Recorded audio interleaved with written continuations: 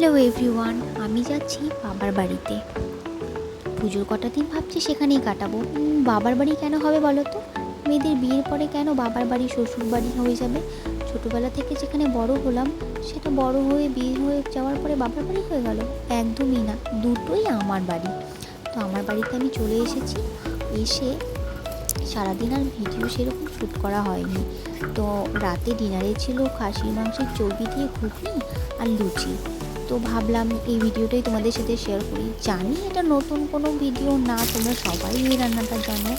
তো তবুও আমার মা যেভাবে করে আমি সেটাই তোমাদের সাথে শেয়ার করছি। আশা করছি তোমাদের ভালো লাগবে।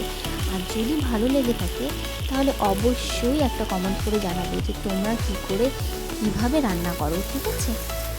তো দেখো, সব কিছু দিয়ে ভালো মতো নাড়াচাড়া করে এখন ওই কাঁচা লঙ্কা, আদা, রসুন পেস্ট দিয়ে, শুকনো লঙ্কার গুঁড়ো, ধনে গুঁড়ো, জিরে গুঁড়ো দিয়ে ভালো মতো নেড়ে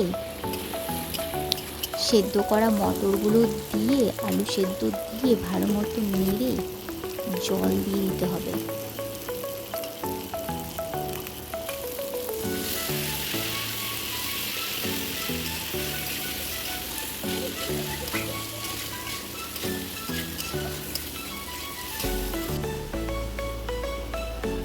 তারপরে দেখো, এই যে চর্বিগুলো দিয়ে দেওয়া হলো।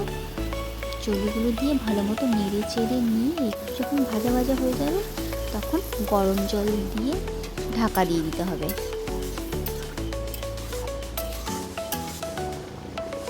তারপরে এই যে জল ফুটতে শুরু করে দিয়েছে, এরপরে সামান্য ঘি, সেটা তোমাদের দেখানো হয়নি, দিয়ে আর একটু গরম মশলা দিয়ে নেড়ে চেড়ে রেডি গরম গরম খাসির মাংসের চর্বি দিয়ে ঘুগনি।